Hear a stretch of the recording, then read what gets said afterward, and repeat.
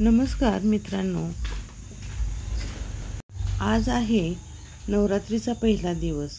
पहिल्या दिवशी शैलपुत्री मातेची कथा ऐकल्यानंतर आपले सर्व दुःख निघून जाईल, दुःख निवारण होईल, आपल्या सर्व इच्छा पूर्ण होतील, दुर्गा मातेचा आशीर्वाद आपल्यावरती राहील।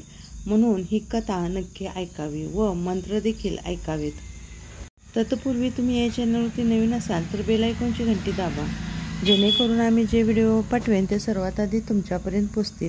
आणि या चॅनलवरती नवीन असाल तर लाईक करा, शेअर करा, सबस्क्राईब करा। चला तर कथेला सुरुवात करूया। शैलपुत्री देवीच्या नवरात्रीच्या पहिल्या दिवशी पूजली जाते आणि ती देवी दुर्गेचं पहिलं रूप मानलेलं आहे।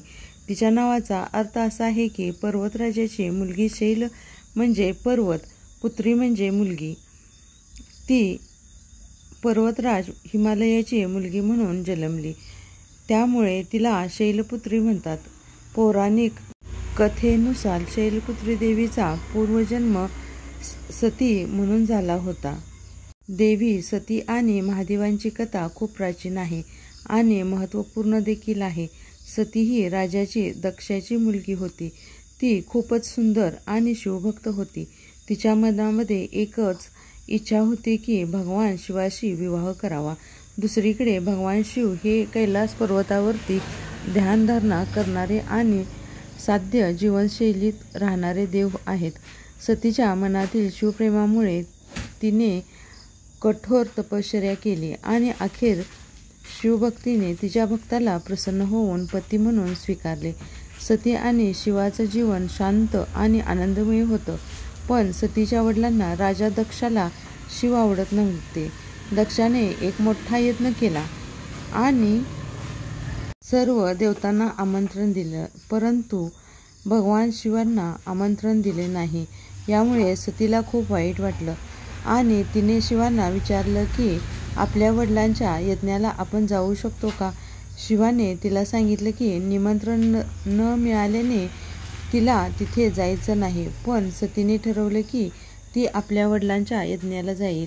सती यज्ञस्थळी गेली, पण तिच्या वडिलांनी तिचा आणि शिवांचा अपमान केला। सतीला यामुळे खूप राग आला। तिने ठरवलं की या अपमानामुळे आपले जीवन संपवावे आणि तिने यज्ञकुंडामध्ये स्वतःला आहुती दिली आणि प्राणत्याग केले। सतीच्या मृत्यूने भगवान शिव अत्यंत क्रोधित झाले।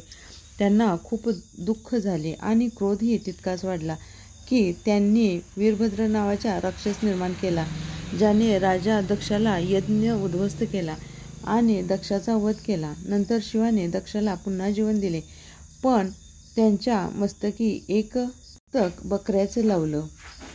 सतीच्या मृत्यूनंतर भगवान शिव खूप दुःखी झाले आणि त्यांनी सतीला जळत शरीर उचलून संपूर्ण जगात भ्रमण केलं।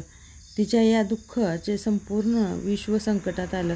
अखेर भगवान विष्णूंची सतीचं शरीर पुन्हा सुदर्शन चक्राने तुकड्यामध्ये विभाजित केलं। जिथे जिथे सतीचे शरीराचे तुकडे पडले तिथं त्या ठिकाणी शक्तिपीठ म्हणून ओळखली जातात। या घटनेनंतर सतीच्या पुढच्या जन्मी पार्वती म्हणून जन्म घेतला।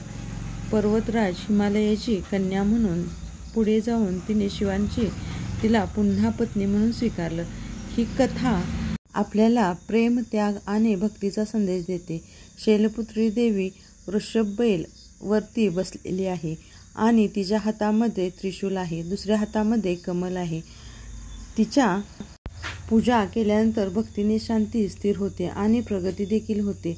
शैलपुत्री देवी पृथ्वीवरती तत्वाशी संबंधित आहे, म्हणजेच ती आपल्या जीवनामध्ये स्थिर आहे, मानसिक संतुलन देणारी शक्ती आहे। नवरात्रीच्या पहिल्या दिवशी शैलपुत्री देवीचे पूजन देखील केले जाते। भक्तिभावाने सर्व प्रकारच्या अडचणीवरती मात करण्याचं बळ देखील प्राप्त होतं आणि जीवनामध्ये नवीन सुरुवात करण्याची प्रेरणा देखील मिळते। नवरात्रीच्या पहिल्या दिवशी देवी दुर्गा शैलपुत्री या रूपाचे पूजन केले जाते, जी देवी पर्वताची एक रूप आहे।